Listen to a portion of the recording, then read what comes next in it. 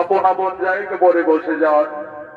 এরপর ভারতীয় জনকল্যাণ জনিত সমিতি ওস্তাদ সনত মহাদর্শ সম্প্রদায়ের দ্বিতীয় সুনিত্যপালা আপনাদের মহান মঞ্চে পরিবেশন করতে চলেছে।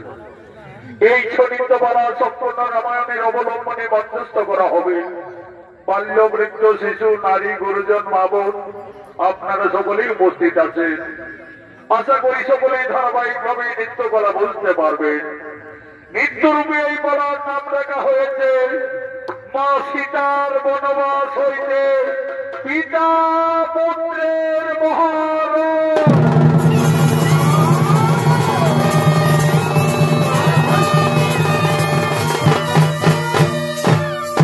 মা সীতার বনবাস হইতে সতী পুত্র লবকুশ। একদিন কৈলাস পর্বতে দেবাদিদেব বাবা মহাদেব ও মা পার্বতী আগমন করছে।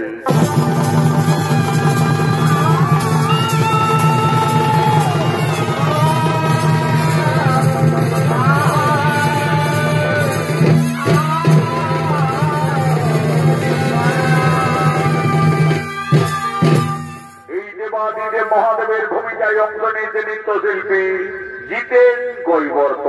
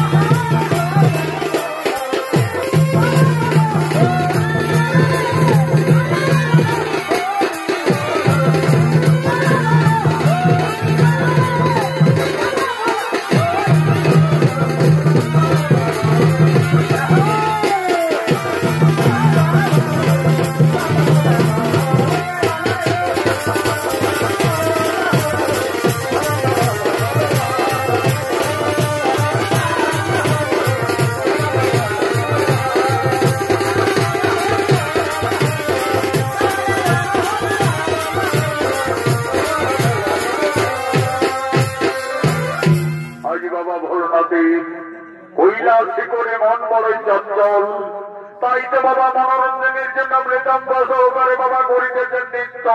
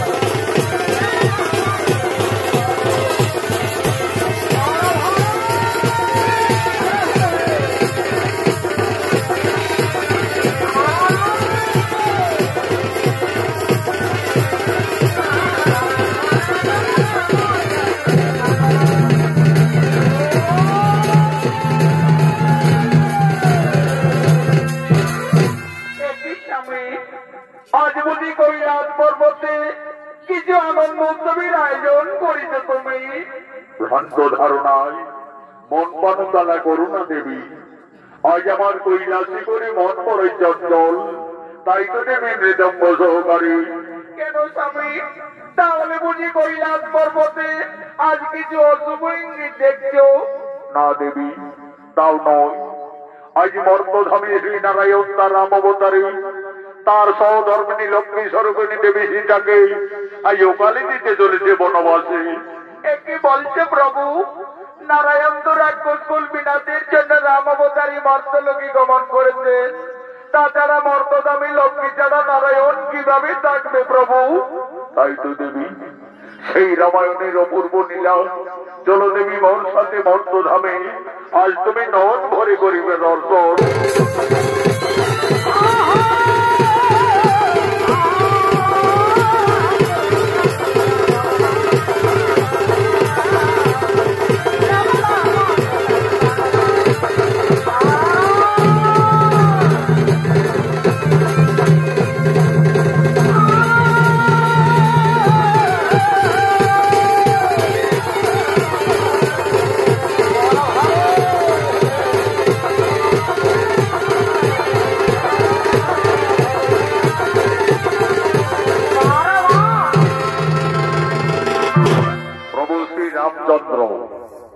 বিমাতার অভিশাপে পিতৃসত্য পালনার্থে 14 বৎসরের জন্য বনবাসে গমন করেছিলেন।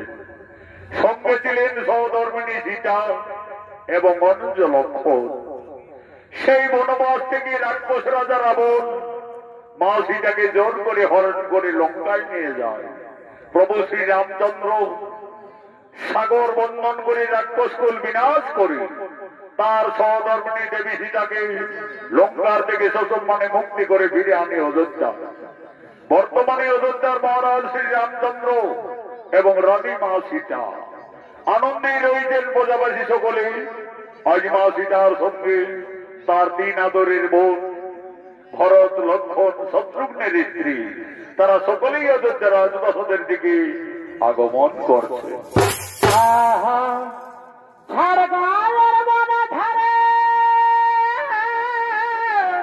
বড় ভাই, ভালোবাসা আছে। আচ্ছা আচ্ছা, উড়িষ্যার ময়ূরভঞ্জে এমনের বয়র নাচে। বড় ভাই, পুরুনার বীরতা বদের এবজে গেছে বহন। ধমসা মাদলে নাচে নাচে গগন।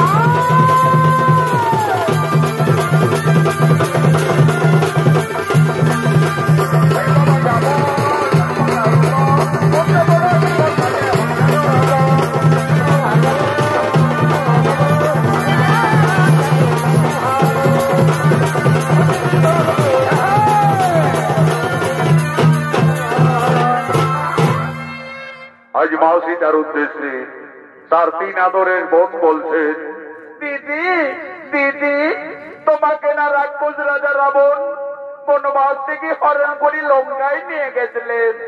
দিদি সকলেই বলে ওই রাক্ষস রাবণের নাকি 10টি ভঙ্গর মাথা ছিল, 20টি হাত ছিল। দিদি বলো না, সেই রাক্ষস রাজা রাবণ দেখতে কতই ভঙ্গর ছিল।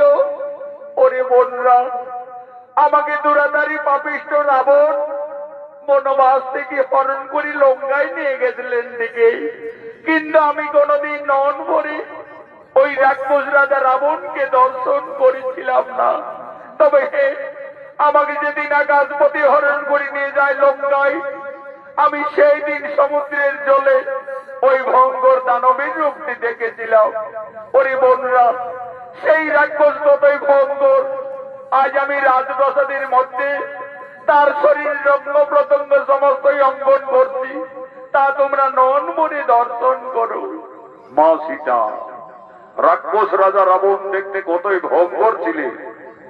আজই অযোধ্যা রাজপ্রাসাদের মধ্যে তার 10টি ভঙ্গ রাক্ষসের মাথা, 20টি হাত, শরীরের রঙ্গ প্রত্যঙ্গ একের পর এক অঙ্গন করতে লাগলেন। সেই সময় মা সীতা 5 মাসের গর্ভবতী ছিলেন। মা সীতার মনে নিদ্রার আকর্ষণ জেগে উঠল। সেই রাক্ষসের ছবি অঙ্কন করতে করতে মা জানকী তার উপরে নিদ্রা যাপন করিলেন। দিদি, মান্ডবী দিদি, ওই দেখো আমাদের সীতা দিদি রাক্ষস রাবণের ছবি অঙ্কন করতে করতে নিদ্রাম্বিত হয়ে গেলেন। আমাদের সীতা দিদি 5 মাসের গর্ভবতী, তার বিশ্রামের খুবই প্রয়োজন। চলো দিদি, ততক্ষণে আমরা রাজপ্রাসাদের অন্তরালেই যাই। চলো।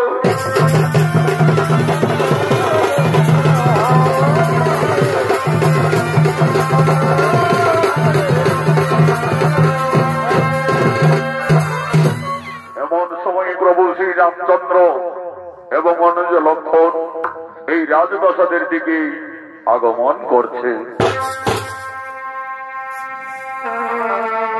রাজার বেটা হয়ে রে তো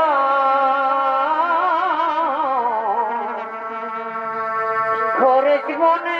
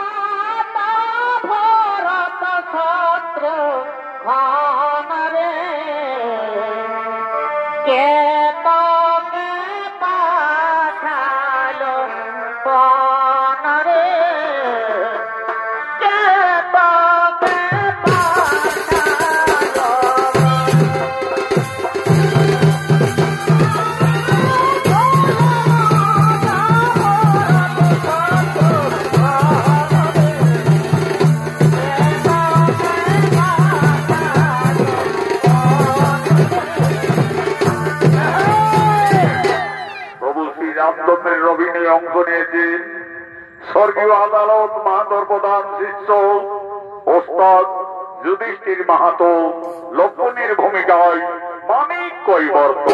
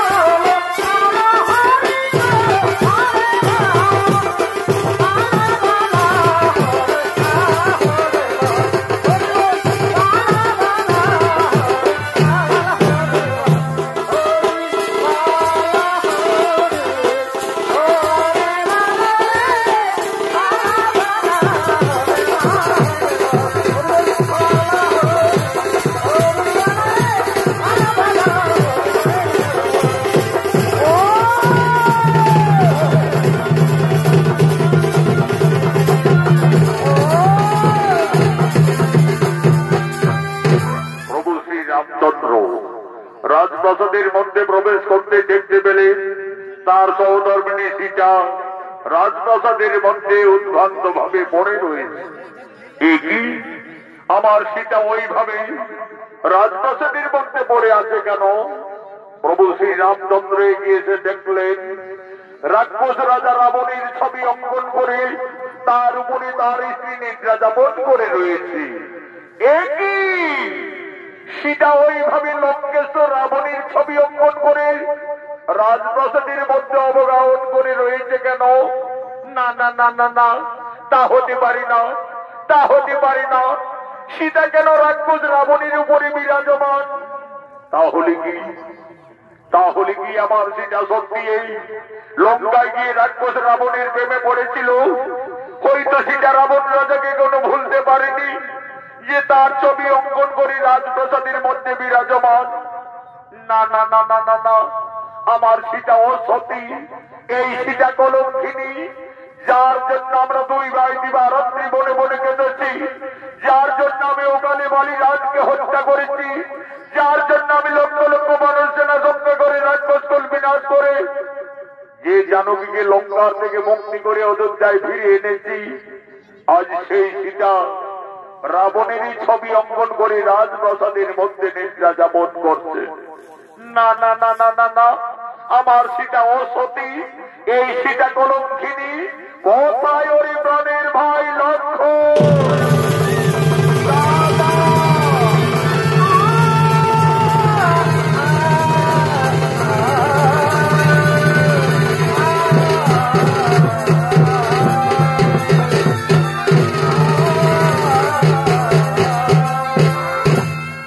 আদেশ করুন দাদা। ওরে ভাই লক্ষ্মণ, ওরে আমার প্রাণের ভাই লক্ষ্মণ, ওইতে করে ভাই আমাদের রানী সীতা রাক্ষস রাবণের ছবি অঙ্কন করে রাজপ্রাসাদের মধ্যে নিদ্রা যাপন করে রয়েছে। ওরে ভাই লক্ষ্মণ, এই কলঙ্কিনী হয়তো লঙ্কায় গিয়ে রাক্ষস রাবণের প্রেমে পড়েছিল। হয়তো সীতা রাবণ রাজাকে কোনো ভুলতে পারেনি যে তার ছবি অঙ্কন করে সীতা এখনো তার উপরে বিরাজমান। ওরে ভাই লক্ষ্মণ, এই কলঙ্কিনী সীতা যদি আমাদের অযোধ্যা নগরে থাকে, তাহলে আমাদের রঘুকুলের বদনাম হয়ে যাবে রে ভাই, আমাদের সূর্য বংশের বদনাম হয়ে যাবে। ওরে প্রাণের ভাই লক্ষ্মণ, এই কলঙ্কিনীর আর আমি মুখ দর্শন করতে চাই না। সূর্য বংশে জন্মমোর পিতামর দশরথ বিখ্যাত জগতে, তার পুত্র আমি রঘুনন্দন। যাও কলঙ্কিনীকে দিয়ে এসো নির্বাসন।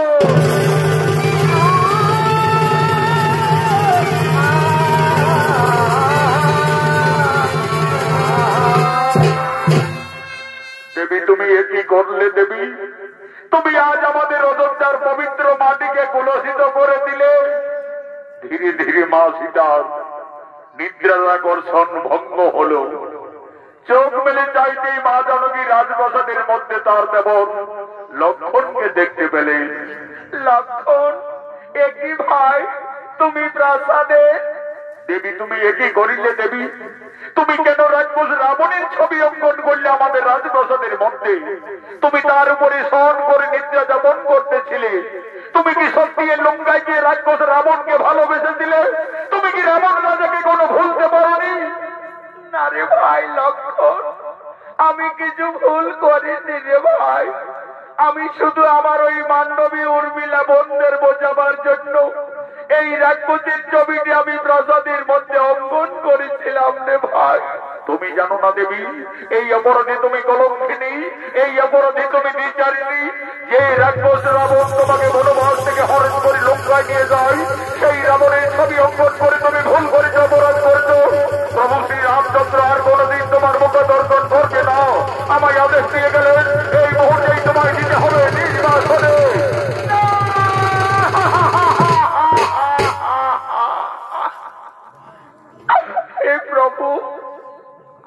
হে প্রভু রঘুনাথ, আজ তুমি আমাকে বিনা অপরাধে কলঙ্কিনী সাজালে। হে স্বামী, তুমি তো আমাকে লঙ্কার থেকে ফিরে এনে আমাকে সকলের উপস্থিতিতে অগ্নি পরীক্ষা করিয়েছিলে প্রভু। সবকিছু যেন আজ আমি বিচারিনি। ওরে ভাই লক্ষণ, তোমার দাদা যখন আর আমার মুখ দর্শন করবে না, তাহলে আমার আর এই অযোধ্যায় থাকার প্রয়োজন হবে না রে ভাই। চলো ভাই, তুমি আমায় দিয়েছো নির্বাসনে। বিনা দোষে বনবাসী প্রভু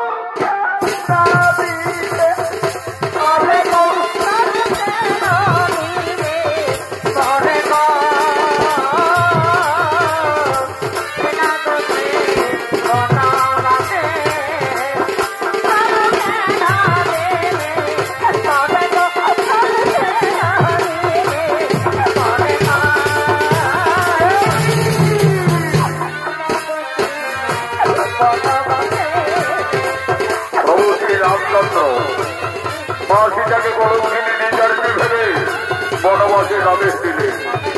সেই আদেশ পালন করার জন্য তার ভাই লক্ষণ আজ মা জানকীকে বনবাসে নিয়ে যাচ্ছে। আগে আগে চলেছে লক্ষণ, আজ মনের দুঃখে মাসিটা কেঁদে কেঁদে বনবাসে যাচ্ছে। বন উপবন পেরিয়ে ঘর কাননে প্রবেশ করেছে লক্ষণ দেবী সীতাকে নিয়ে। আজ লক্ষণ বলছে, দেবী গো, দেখো দেবী, আমরা তো বনবাসের যথার্থ জায়গায় উপস্থিত হয়ে গেছে দেবী। তুমি তোমার বনবাস জীবনে এই কাননে কাটাবে দেবী। তুমি আমাকে অযোধ্যায় ফিরে যাওয়ার অনুমতি দাও দেবী। আমাকে অযোধ্যায় ফিরে যেতে হবে, কিন্তু আমি কিভাবে একটি বর্তমাসের গর্ভবতী নারীকে মনের মধ্যে দিয়ে যাব? তুমি আমায় ক্ষমা করে দাও দেবী, আমায় তুমি ক্ষমা করে দাও। যে জানবীর জন্য আমি 12 বছর অনাহারে অনিদ্রায় ছিলাম, যে জানবীর জন্য আমি 24 মাস বর্ষে ধারণ করেছি, আর সেই জানবীকে আমায় বনবাসে নিয়ে যেতে হবে। আমায় ক্ষমা করে দাও দেবী, আমায় তুমি ক্ষমা করে দাও। ওরে ভাই লক্ষণ, তুমি তো তোমার দাদার আদেশ পালন করেছো রে ভাই। তুমি ফিরে যাও ভাই অযোধ্যায়। তোমার দাদা আমাকে বিয়ের সময় দিয়েছিলেন আমার গলার মুক্তার হার, কানের দুল, পায়ের নকল। আমার বনবাসে এই অলঙ্কারের শোভা পাবে না রে ভাই। এই অলঙ্কারগুলি তুমি ফিরে নিয়ে যাবে অযোধ্যায়। তোমার দাদা রঘুরাজের কাছে দিয়ে বলবে, দাদা তোমার আদেশ পালন করে তোমার কলঙ্কিনী রানীকে আজ আমি বনবাসে দিয়ে এসেছি, বনবাসে দিয়ে এসেছি।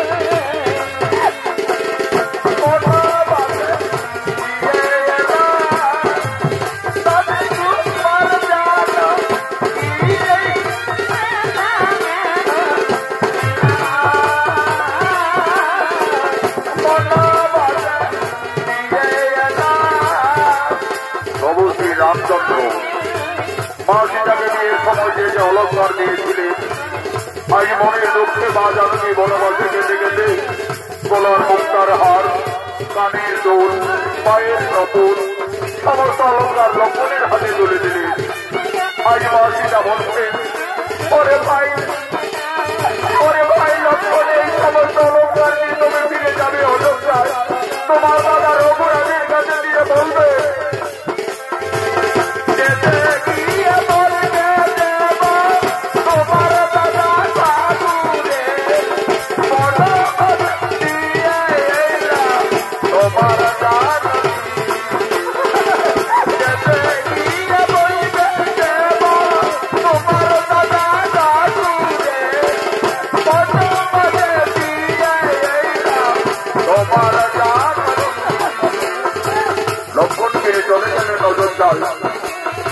আজ মা সীতা সংসার হারান জনম দক্ষিণী বনধারী। আজ মা জানকী মনে মনে কাঁদছে, তার নদের ধারা অবিরত বসছে। আজ মা সীতা কাঁদছে আর কেঁদে কেঁদে বলছে, হে বিধাতা, এখন আমি কোথায় যাব? এই বনবাসে আমি কি খাবো? আমি কিভাবে আমার এই গর্ভের সন্তানে বাঁচাবো? না না না না না, আমি আর কোথাও যাব না। আমার বেঁচে থাকার চেয়ে আমার মরে যাওয়াই ভালো হবে, আমার মরে যাওয়াই ভালো হবে। হে প্রভু রঘুনাথ, তুমি শুধু যুগে যুগে আমাকে কাঁদিয়েই চলেছ প্রভু। আমার এই নারী জনম দুঃখের জীবন যুগে যুগে আমায় কেঁদেই যেতে হলো প্রভু, শুধু কেঁদেই যেতে হলো। চারি যুগে আমি বড় মন্দ ভাবিনি, চারি যুগে আমি বড় মন্দ ভাবিনি। কেঁদে কেঁদে দিন কাটালাম এমনি ভাবিনি, চারি যুগে আমি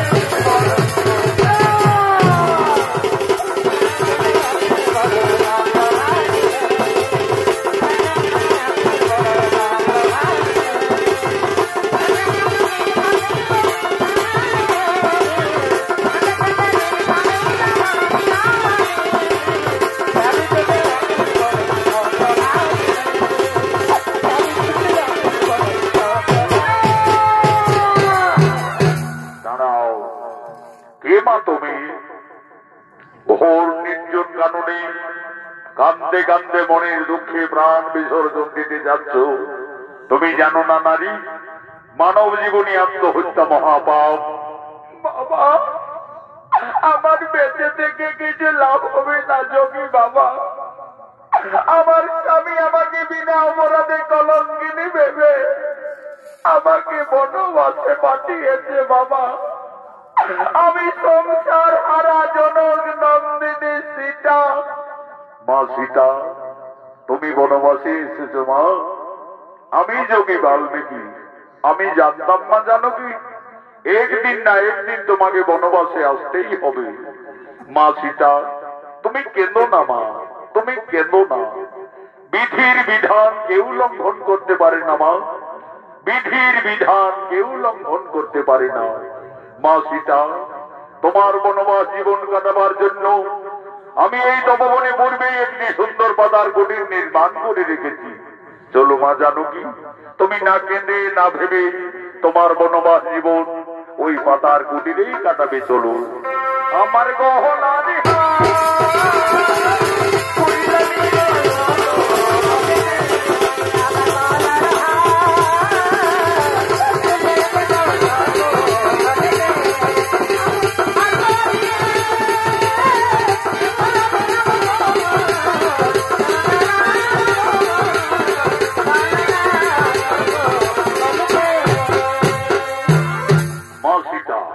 তার বনবাস জীবন যোগী বাল্মীকির তপবনে কাটাতে শুরু করলেন।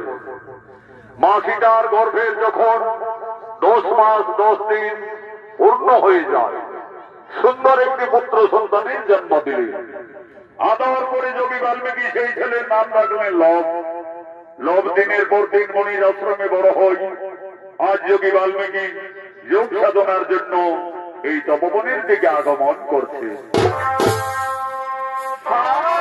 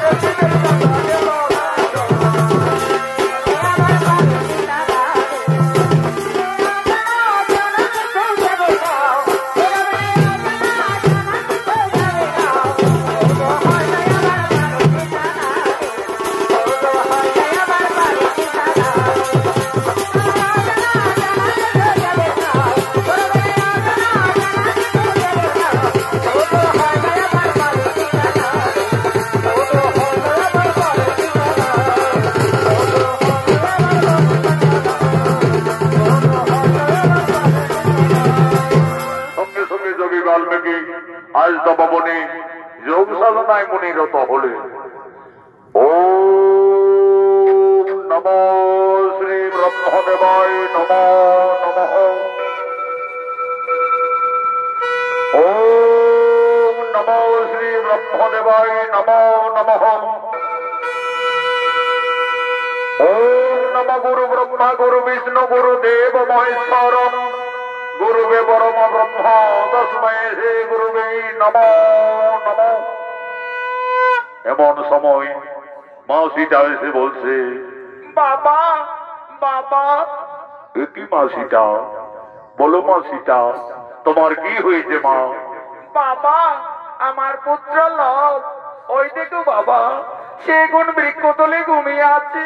বাবা, আমি ততক্ষণে ওই সরোবর থেকে স্নান সেরে জল নিয়ে ফিরে আসছি বাবা। দেখো মা সীতা, তুমি স্নান করতে যাবে চলে যাও, কিন্তু দেরি করো না মা, কারণ তোমার পুত্র লব ছোট্ট বালক, সে খুবই উপদ্রব করে। সে কোন ঘুমিয়ে রয়েছে থাক, আমি এখন এখানে ধ্যানে আছি। যাও মা, তুমি আর বিলম্ব না করে তাড়াতাড়ি স্নান সেরে জল নিয়ে ফিরে আসবে, যাও।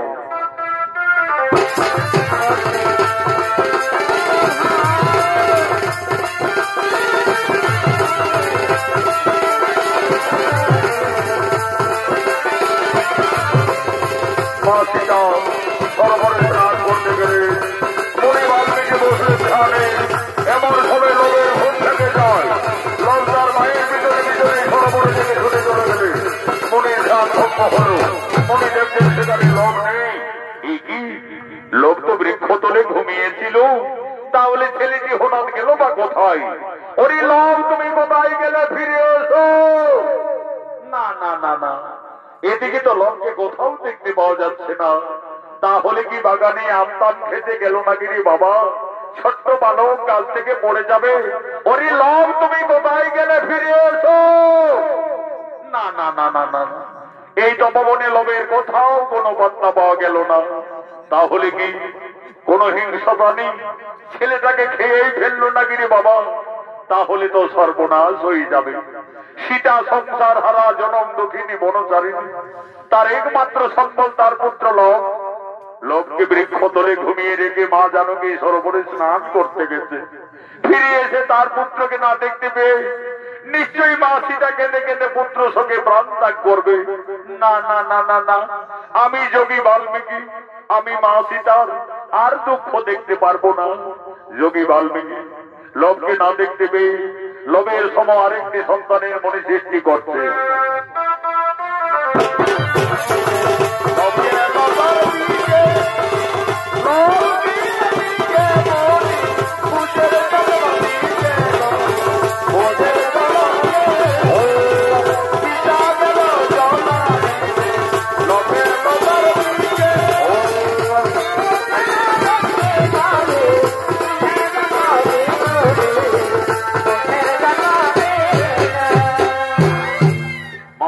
সরোবর থেকে স্নান করে ফিরে এসে দেখছে লোভের মতো আরেকটি সন্তান সেই বৃক্ষতলে ঘুমিয়ে আছে।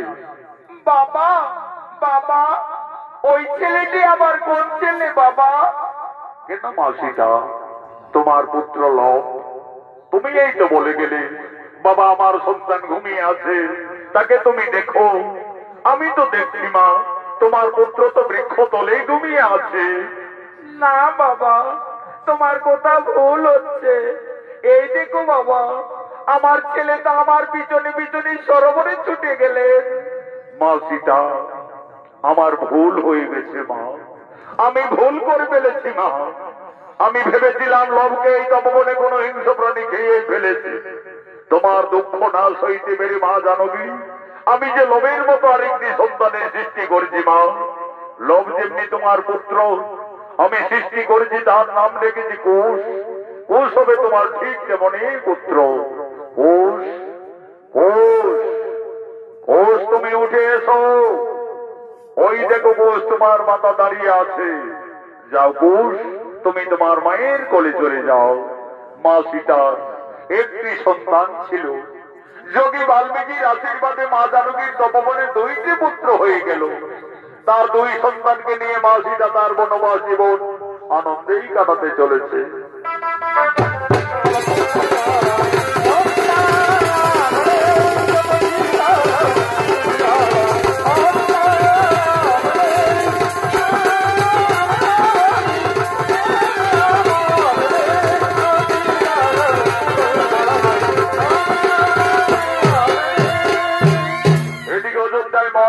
রামচন্দ্র অশ্বমেধ যজ্ঞের আয়োজন করেছে।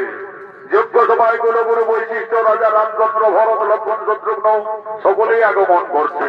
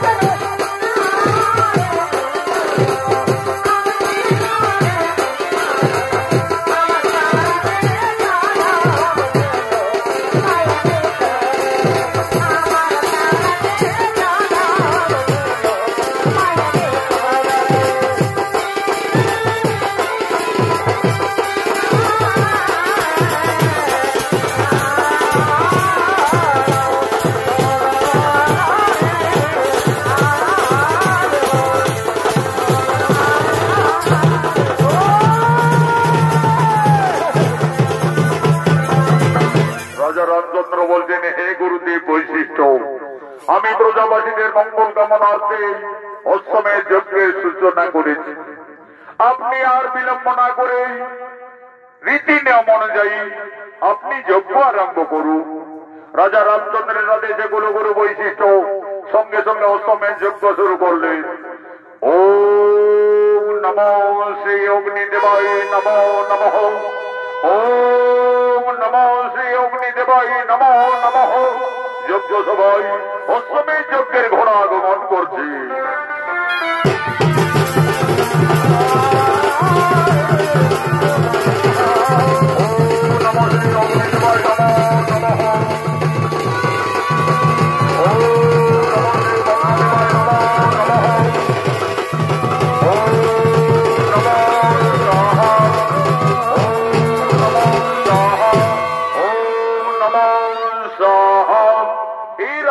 রামচন্দ্র আমাদের অশ্বমেধ যজ্ঞ প্রায় সমাপনের মুখে, আর বিলম্ব না করে এই অশ্বমেধ যজ্ঞের ঘোড়ার কপালে সুন্দরভাবে সন্ধান করে লিপিবদ্ধ করুন। এই ঘোড়া রাজা রামচন্দ্রের অশ্বমেধ যজ্ঞের ঘোড়া। এই ঘোড়া যতদূর যাবে ততদূর অযোধ্যার সীমানা বলে পরিচিত থাকবে।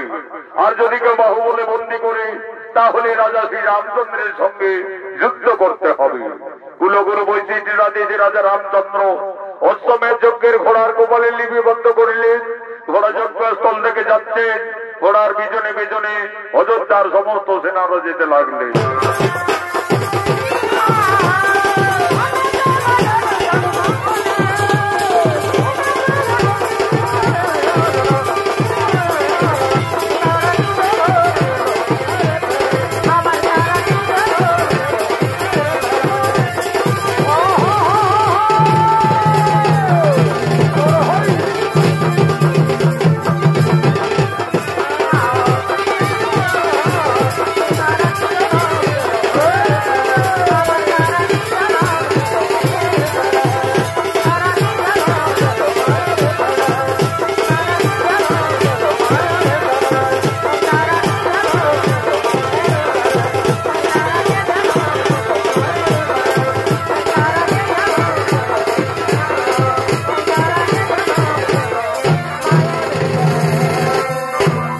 থেকে মা সীতার 2 সন্তান লাভ কর।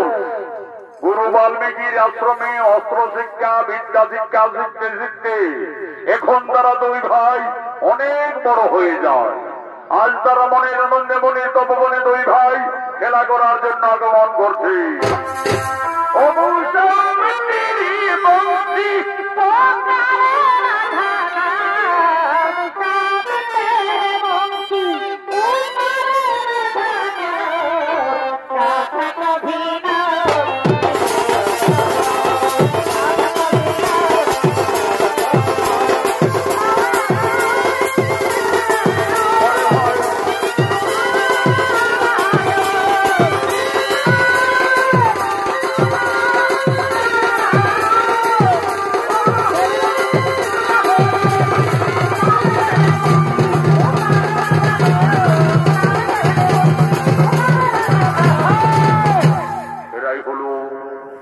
সীতার 2 সন্তান লব ও কুশ। লব কুশ 2 ভাই গুরু বাল্মীকি আশ্রমে অস্ত্র শিক্ষা বিদ্যা শিক্ষা শিখতে শিখতে এখন তারা 2 ভাই অনেক বড় হয়ে যায়। আজ তারা মনের আনন্দে মনের তপবনে 2 ভাই খেলা করার জন্য আগমন করেছে। এই লব কুশের ভূমিকায় অংশ নিয়ে আপনাদের মহান মঞ্চে নৃত্য পরিবেশন করে দেখাবে বিহার বেঙ্গল ঝাড়খণ্ড আন্দোলন সৃষ্টিকারী পুরুলিয়া জেলার জঙ্গলমহল মেডেল প্রাপ্ত তরুণ শিল্পী আকাশ চন্দ্র মাহাতো, মঙ্গল চন্দ্র মাহাতো।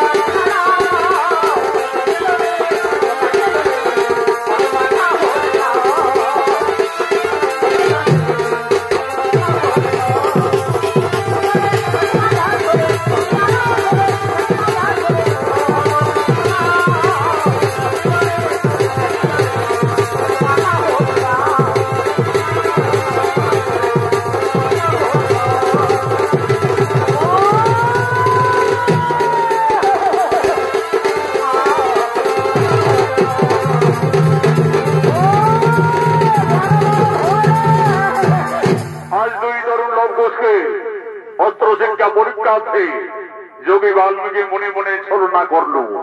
এক মহাবীর এক কোটি সৃষ্টি করে আক্রমণ করছেন এই তপবনে। ওরে ভাই কোষ, ওই দেখো ভাই, একটি ভয়ঙ্কর রাক্ষসী এই তপবনের দিকে ছুটে আসছে। চলো ভাই, ততক্ষণে আমরা কুটিরে পালিয়ে যাব। না দাদা, আমরা কুটিরে পালাতে যাব কেন? আমাদের তো গুরু বাল্মীকি অস্ত্র শিক্ষা শিখিয়েছে। চলো না দাদা, সেই অস্ত্র মানে আমরা দুই ভাই ওকে বিনাশ করে দেব। তবে তাই চলো ভাই, তাই চলো। এই রাক্ষসী এই তপবনে আর এক পাও এগিয়ে এলে আজ তোকে আমরা সমূলে বিনাশ করব। কি এত সাহস তোদের ওই যোগী বালক? আজ আমি তোদের তপবনি খেয়ে ফেলবো।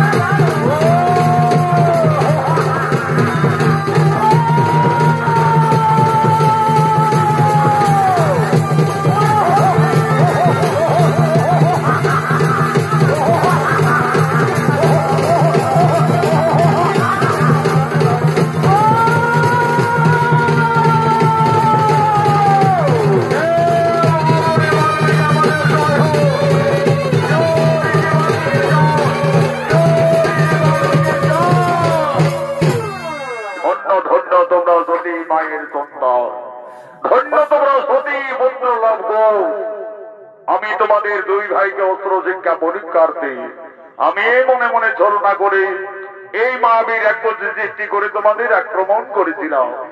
আমার শিক্ষা অস্ত্র মানে তোমরা এই তরুণ বয়সে যথার্থ এই মহাবীর এক কোটিকে বিনাশ করেছো, ওকে তোমরা সংহার করেছো। পরিলম্বুষ, তোমরা দুই ভাইয়ের অনশিক্ষায় উত্তীর্ণ হয়ে গেলে। তোমাদের আশ্রমে বিদ্যা শিক্ষা, অস্ত্র শিক্ষা সকলেই সম্পন্ন। কালকে আমি তোমাদের তিথি যোগে দুই ভাইকে মূল মন্ত্র দান করব। কিন্তু দেখো লম্বুষ, গুরু বাল্মীকির আশ্রমে শিক্ষার পরে যৎকিঞ্চিত গুরুদেবের চরণ তলে গুরু দক্ষিণা দিয়ে আশীর্বাদ চেয়ে নিতে হয়। মনে রাখবে, কালকে তোমাদের দুই ভাইয়ের গুরু দক্ষিণার দিন। তাই হবে গুরুদেব, আমরা কালকে আশ্রমে আসার সঙ্গে সঙ্গে আমাদের মাতা জননীর কাছ থেকে আমরা যথার্থই আমাদের গুরু দক্ষিণা নিয়ে আসবো। দেখো লম্বুষ, মনে থাকে যেন কালকে তোমাদের দুই ভাইয়ের গুরু দক্ষিণার দিন।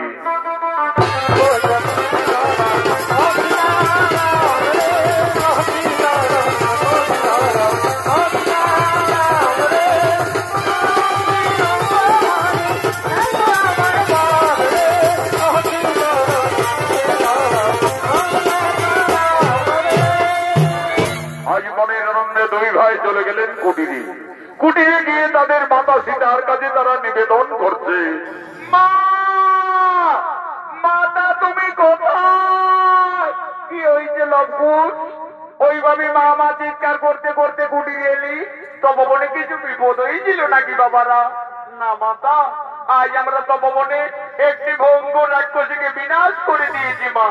আমাদের গুরুদেব বলেছেন আমরা অস্ত্র শিক্ষায় উত্তীর্ণ হয়ে গেছি মা। আমাদের আশ্রমে বিদ্যা শিক্ষাও সম্পন্ন হয়ে গেছে। কালকে আমাদের আশ্রমে গুরু দক্ষিণা দিতে হবে। দাও মা, আমাদের গুরু দক্ষিণা দাও। ওরে লম্বুষ, তোমরা তো দুই ভাই বড় হয়েছো, তোমরা তো সকলেই বুঝতে পারছো আমরা যে বনবাসী বাবারা, আমাদের কুটিরে কিছু নেই লম্বুষ। আমি কি দিয়ে তোমাদের গুরু দক্ষিণার থেকে মুক্তি করব? মা, তুমি কেঁদো না মা। তোমার দিবারাত্রি আমরা যে আর কিছুতেই সইতে পারি না। জানো মা, আমাদের গুরুদেব বলেছেন চুরি করা অপরাধ হয়, কিন্তু চেয়ে না অপরাধ হই না। ওই তো মা অদূরই নগর দেখা যাচ্ছে। চলো না মা, আমাদের গুরু দক্ষিণার জন্য সকলের কাছে কিছু কিছু সাহায্য চেয়ে নেবে। মা সীতা একদিন ছিলেন অযোধ্যায় মহারানী, আজ সে ভাগ্য ফেরে সংসার হারা জনম দুঃখিনী বনবাসিনী। তার দুই সন্তানের গুরু দক্ষিণা দেওয়ার মতো মা সীতার কুটিরে কিছুই নেই। আজ মনের দুঃখে মা জানকী এই মণিনগরের দ্বারে দ্বারে সকলের কাছে করজোড়ে নিবেদন করছে। হে ভক্তগণ, আজ আমি খুবই সংকটে পড়েছি। আমার দুই সন্তানের গুরু দক্ষিণা দেওয়ার মতো আমার কুটিরে কিছুই নেই। আজ আমি সকলের কাছে করজোড়ে নিবেদন করছি, আপনারা সকলেই কিছু কিছু সাহায্য করে আমার দুই সন্তানের গুরু দক্ষিণার থেকে আপনারা মুক্তি করে দিন, মুক্তি করে দিন। রাম সিয়া রাম, সিয়া রাম, জয় জয়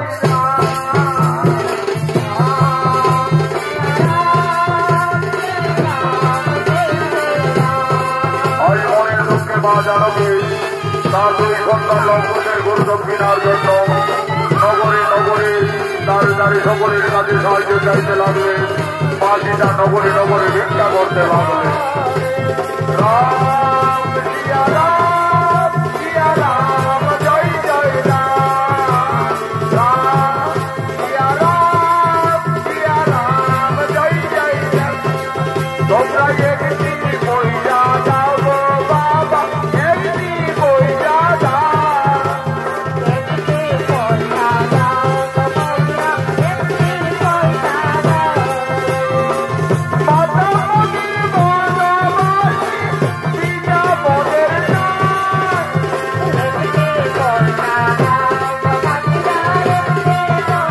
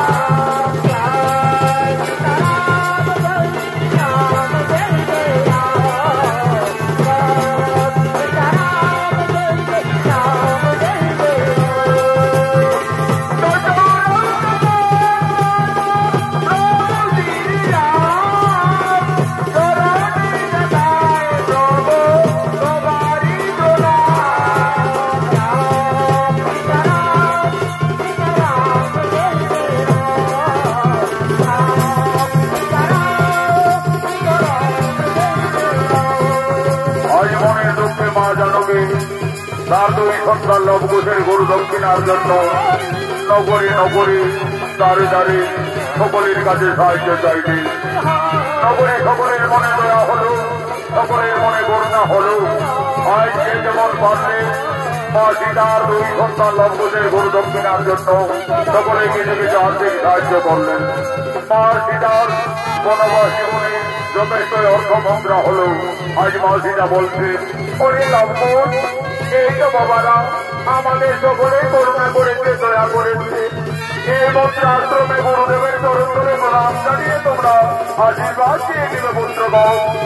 মা সীতা মণিনগরে নগরে ভিক্ষা করে আজ যে অর্থ পেয়েছিলেন, আজ সমানভাবে তার দুই পুত্র লম্বদের হাতে মা জানকী তুলে দিলে। আজ মা সীতা বলছে, ওরে লম্বন, আর বিলম্ব করো না বাবারা। মা তুমি কেন না মা, তুমি কুটিরে যাও মা, আমরা গুরু দক্ষিণা দিয়ে অচিরেই ফিরে আসবো মা, অচিরেই ফিরে আসবো।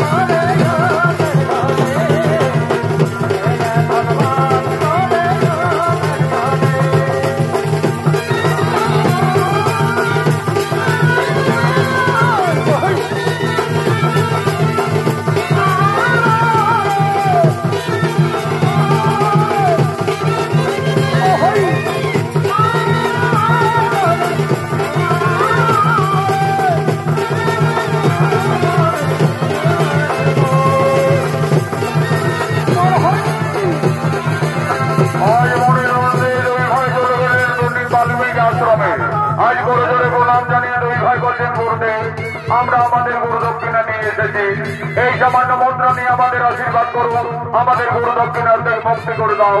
ধন্য ধন্য তোমরা সতী পুত্র লম্বু, ধন্য তোমরা সতী মায়ের সন্তান। আজ আমি আনন্দিত, আমি গর্বিত, আমি তোমাদের পূর্ণ আশীর্বাদ করব। তোমরা আরো শক্তিশালী হবে, আরো ভয়ঙ্কর যোদ্ধা হবে। এই নাও গুরুদেব, এই নাও আমাদের গুরু দক্ষিণা। হরি লম্বু, আমাকে যে বিশেষ কাজের জন্য কয়েকদিনের মতো এই তপবন ছেড়ে আমায় গঙ্গা সাগরে গভীর মনির আশ্রমে যেতে হবে। আমি এই তপবনে ফিরে আসা না পর্যন্ত তোমাদের দুই ভাইয়ের হাতে এই তপবন রক্ষার দায়িত্বভার দিয়ে যাচ্ছি। আমার আদেশ তোমরা পালন করবে, আমি যেন ফিরে এসে এই তপবনে কিছু ক্ষতি না দেখতে পাই। তাই হবে গুরুদেব, আমরা দুই ভাই এই তপবনকে রক্ষা করে যাব, এই তপবনের আমরা কিছু ক্ষতি হতে দেব না। তাহলে লম্বু আমি যাই কপিল মুনির আশ্রমে।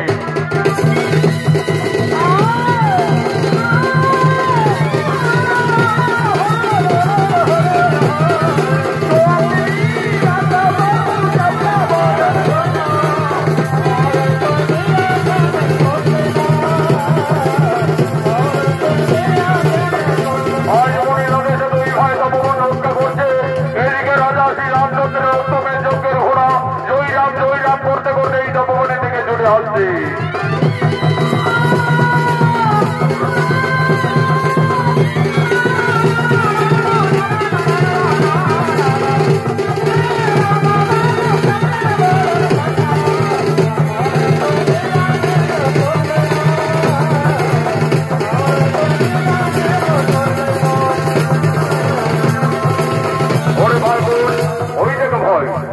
সুন্দর ঘোড়া এই তপবনে প্রবেশ করেছে।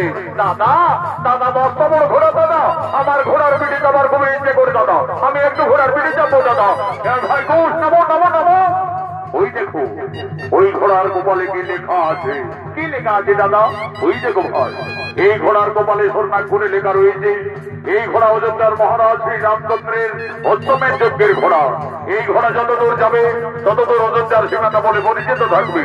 আর যদি কেউ বাহুবলে বন্দী করে তাহলে রাজা রামচন্দ্রের সঙ্গে যুদ্ধ করতে হবে। দাদা এই ঘোড়া তো আমাদের গুরু বাল্মীকির তপবনে এসেছে, আমাদের তো গুরুদেব এই তপবন রক্ষার দায়িত্ব ভার দিয়ে কপিল মুনির আশ্রমে চলে গেছে।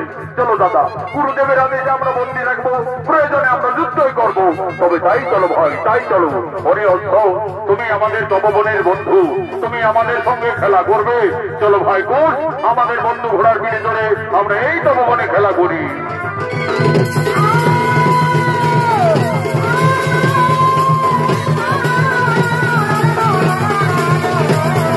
জয় রাম জয় রাম, বীর হনুমান এসে বলছেন, এই মূর্খ বালক, তোমাদের এত সাহস হলো কিভাবে সামান্য ঋষি বালক হয়ে আমার বহু রাজা রামচন্দ্রের রক্তকে এই তপবনে বন্দী করিলে? তোমাদের আত্মপরিচয় কি? আমাদের পরিচয়, আমরা তো গুরু বাল্মীকির শিষ্য, সতী মায়ের সন্তান, দুই ভাই লবকুশ। সতী মায়ের সন্তান অন্তর্যামী বীর হনুমান বুঝতে পারলেন, তাহলে এরাই হলো আমার মাতা সীতার সন্তান। আমি কিভাবে আমার বাবুর সন্তানদের সঙ্গে যুদ্ধ করব? না না না না না, তার চাইতে যদি আমি পরাজয় স্বীকার করি, তাহলে প্রভু শ্রী রামচন্দ্রের সঙ্গে মা সীতার এই তপবনে অবশ্যই মিলন ঘটবে। বুদ্ধিমতী হনুমান আজ লবকুশের সঙ্গে তপবনে ছলনা করলে। এই বালক, এই ঘোড়াকে না ছাড়লে এই গদার আঘাতে তোমাদের শেষ করে যাব। কি হনুমান, তুমি আমাদের ভয় দেখাবে? চলে এসো, দেখি কার বাহুতে কত শক্তি আছে।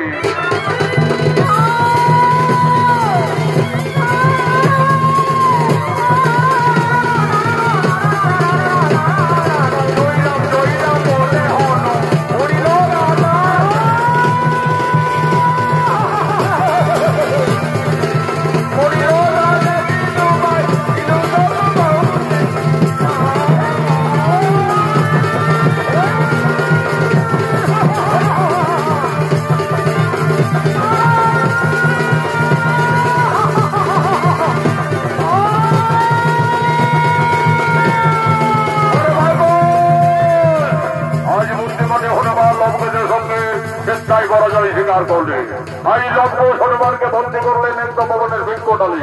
এমন সময় উপস্থিত হয়ে যায় ভরত শত্রুঘ্ন। এই বালক, আমাদের অষ্টমের যজ্ঞের ঘোড়াকে তোমরা এই তপবনে বন্দী রেখেছো কেন? মুক্তি করে দাও, না হলে রণের জন্য প্রস্তুত হয়ে যাও। হ্যাঁ হ্যাঁ, আমরা রণের জন্য প্রস্তুত আছি, চলে এসো, দেখি কে হারে আর কে জিতে।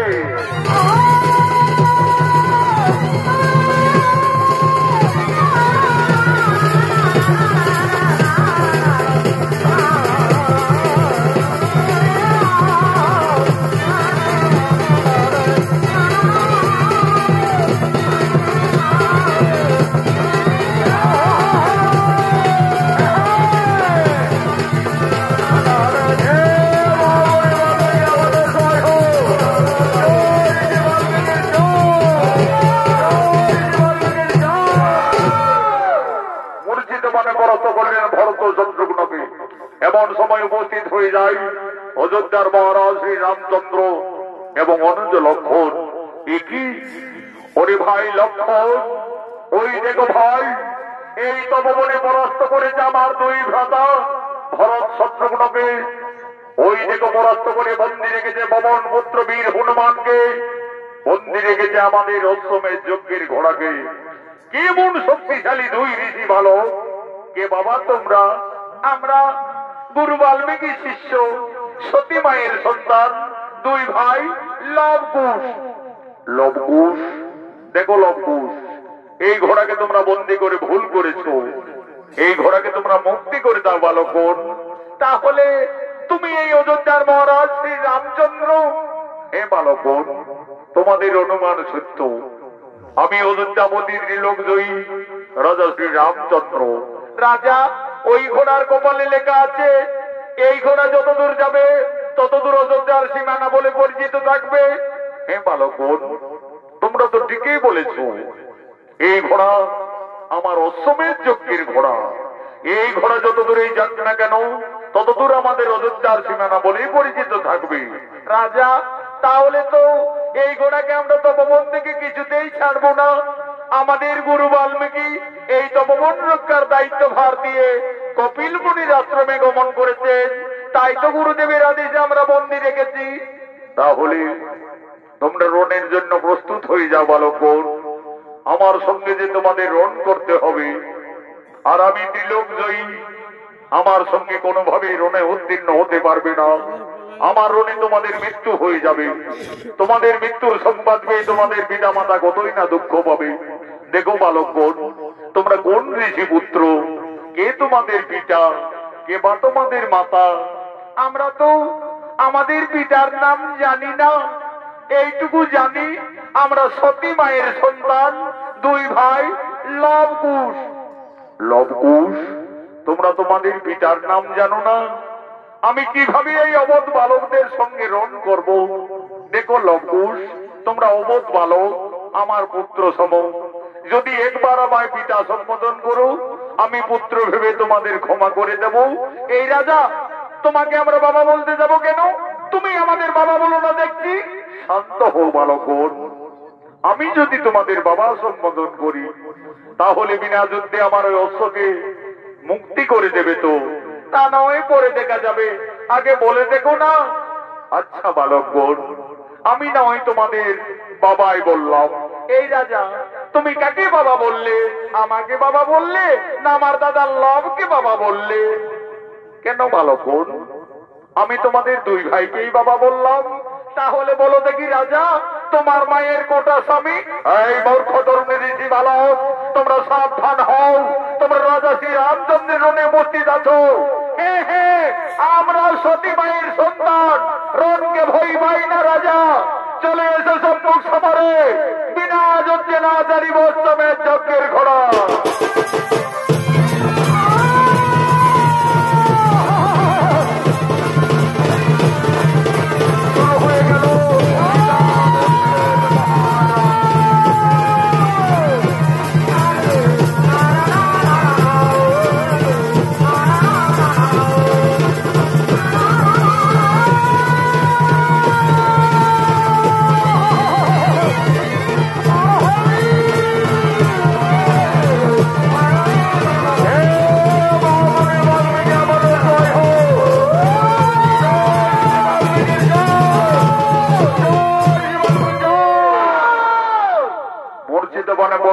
রাজা রামচন্দ্র এবং অনুজ লক্ষণকে। এদিকে যোগী বাল্মীকি কপিল মুনির আশ্রম থেকে তপবনে ফিরে এসে দেখছে লবকুশ সর্বনাশ করে রেখেছে। ওরে শিষ্যগণ, ওরে লবকুশ কোথায় তোরা? আমার অবর্তমানে এইভাবে তপবনে অত্যাচার। গুরুদেব, গুরুদেব, আমরা তো তোমার আদেশ পালন করে চলেছি গুরুদেব। এই তপবন রক্ষা করতে গিয়ে এই সমস্ত যোদ্ধাদের রণে পরাস্ত করে রেখেছি। ঋষি দাদু, আমরা একটি জান্ত হনুমানকে পরাস্ত করে বন্দি করে রেখেছি। তোরা আবার হনুমান নাকি? কোথায় হনুমান বন্দি রেখেছ? ওই দেখো ঋষি দাদু, ওই তপবনের বৃক্ষ ডালে। ওরে বাবারে, এই যে আবার পবন পুত্র বীর হনুমান যিনি বাবা, এই হনুমানের সঙ্গেও তোমরা ঝগড়া করেছো। ওরে লবকুশ, এই রাজাদের না জেনে না শুনে কেন তাদের উপরে আঘাত করেছো? জানি গুরুদেব, ওই রাজা বলছে আমি অযোধ্যার মহারাজ শ্রী রামচন্দ্র, আমার অশ্বমেধ যজ্ঞের ঘোড়াকে বিনা যুদ্ধে ছেড়ে দাও। আমরা ছাড়িনি গুরুদেব, আমরা তোমার আদেশ পালন করে চলেছি। ওরে লবকুশ, আমার আদেশ পালন করতে গিয়ে তোরা তো নিজেরাই নিজেদের এই সর্বনাশ করে নিয়েছি। যা যা, আর বিলম্ব না করে তোদের মাতা সীতাকে তোরা তাড়াতাড়ি তপবনে ডেকে নিয়ে আয়। তোদের মাতা সীতায় বলবে ওই রাজার সঙ্গে তোমাদের পরিচয় কি। মা, তুমি তাড়াতাড়ি তপবনে এসো মা। ওরে লবকুশ, তপবনে কি হয়েছে বাবারা? মা, আজ আমরা তপবনে জয়ী হয়ে গেছি মা। আজ যুদ্ধে জয়ী হয়ে গেছি। একটি জান্ত হনুমানকে পরাস্ত করে বন্দি করে রেখেছি। ওই লবকুশ, কোথায় হনুমানকে তোমরা বন্দি রেখেছো বাবারা? ওই দেখো মাতা, ওই তপবনের বট বৃক্ষে বন্দি করে রেখেছি। ওরে লবকুশ, এ তো পবন পুত্র বীর হনুমান। এই হনুমানকে তোমরা কেন বন্দি রেখেছো বাবারা? দে লবকুশ, ওই হনুমানকে তোরা তাড়াতাড়ি ছেড়ে দে। ওই হনুমান একদিন আমার মান রেখেছে। ওই হনুমান আমার জন্য লঙ্কায় কতই না দুঃখ পেয়েছে। দে বাবারা, হনুমানকে তোরা ছেড়ে দে। মা সীতা, ওদিকে তো বৃক্ষ ডালে হনুমানকেই দেখেছো, আর এই দিকে তাকিয়ে দেখো মা, তোমার সন্তানরা, তোমার স্বামী, তোমার দেবরদের সকলকেই রণে জর্জরিত করে রেখেছে। ওরে লবকুশ, এ তোরা কি করিলি বাবারা? তোরা কাদের সঙ্গে রণ করেছো, যুদ্ধ করেছো? তোরা তো সকলই সর্বনাশ করে দিলে লবকুশ। আমার হাতের শাখা সীতার সিঁদুর আজ তপবনে সকল মুছে দিলে বাবারা। বাবা, আমি আমার বনবাস জীবনে তোমার কাছে কোনোদিনই কিছু চাইনি বাবা। আজ আমার দুই অবোধ সন্তান সন্তানের ক্ষমা করে আমার স্বামী এবং দেবর পুনরায় জীবিত করে দাও বাবা, পুনরায় জীবিত করে দাও। মা সীতা, তুমি কেন না মা, তারা কেউ মারা যায়নি, অঙ্কুশের রণে পরাস্ত হয়ে জ্ঞান হারা অবস্থায় পড়ে আছে। আমি এক্ষুনি কমণ্ডলে জন্মে পুনরায় ফিরিয়ে দেব। ওম নমঃ সাহা, উঠো রাজা শ্রী রামচন্দ্র। ওম নমঃ সাহা, উঠো বীর অনন্ত লক্ষণ। ওম নমঃ সাহা, উঠো বীর ভরত কুমার। ওম নমঃ সাহা, উঠো শত্রুঘ্ন। হে রাজা শ্রী রামচন্দ্র, তুমি আমার অবর্তমানে আমার এই তপবনে এসে আমার এই দুই তরুণ শিষ্যর সঙ্গে এইভাবে রণ করতে পারো না, এইভাবে যুদ্ধ মানাই না। মনে পড়ে রাজা, একদিন তুমি তোমার রানীকে কলঙ্কিনী ভেবে 5 মাসের গর্ভবতী অবস্থায় বনবাসে পাঠিয়েছিলে। তোমারই ওরসজাত সন্তান ওই লবকুশ। দেখো লবকুশ, যাদের সঙ্গে তোমরা ঝগড়া করছো তাদেরকে তোমরা জানো না, চেনো না, তারা তোমাদেরই বংশের লোক, সম্পর্কে সকলেই তোমাদের কাকা। আর যে রাজার সঙ্গে তোমরা রণে জর্জরিত, ওই রাজা শ্রী রামচন্দ্র হলো তোমাদের জন্মদাতা পিতা। গুরুদেব, গুরুদেব, ওই রাজা আমাদের পিতা। এলো তোমরা তো রাজপুত্র। যাও অবিলম্বে দুই ভাই, করজোড়ে তোমাদের পিতার কাছে তোমরা ক্ষমা চেয়ে নেবে যাও। পিতা, পিতা, আমাদের ক্ষমা করে দাও পিতা, আমরা ভুল করে রণ করেছি। ওরে লবকুশ, আজ আমার মনে পড়েছে, আমি যেদিন রাক্ষস কুল বিনাশ করে লঙ্কার থেকে আমার সীতাকে অযোধ্যায় এনেছিলাম, সেই দিন রাবণের মাতা নিকোষা আমায় কেঁদে কেঁদে অভিশাপ দিয়েছিলেন। বলেছিলেন, ওরে রাজা রামচন্দ্র, আজ যেমন আমাকে পুত্র সঙ্গে কাঁদতে হচ্ছে, আমিও তোমাকে অভিশাপ দেব। তুমি ত্রিলোক বিজয়ী হলো, একদিন না একদিন তোমার পরাজয় নিশ্চিত হবে তোমার পুত্রের হাতে। আজ আমার সেই অভিশাপের কথা মনে পড়েছে লবকুশ। তোমরাই আমার পুত্রগণ, এসো বাবারা, আমার পক্ষে এসো। মা জানকী, আর তুমি কেঁদো না মা, তোমার বনবাস জীবন শেষ হয়ে গেল মা। যাও মা, তোমার স্বামী তোমার পরিবারের সকলেই তোমার অপেক্ষায় দাঁড়িয়ে আছে। রাজা শ্রী রামচন্দ্র একদিন মা সীতাকে কলঙ্কিনী দ্বিচারিণী ভেবে ক্রোধবশত বনবাসে দিয়েছিলেন। ঋষি বাল্মীকির আশীর্বাদে ফিরে পেলেন তার স্ত্রী পুত্রদের। আনন্দ হলো, জয় জয়কারে রাম ভক্ত বীর হনুমান বলছেন, বলো সীতাপতি রাজা শ্রী রামচন্দ্র কি।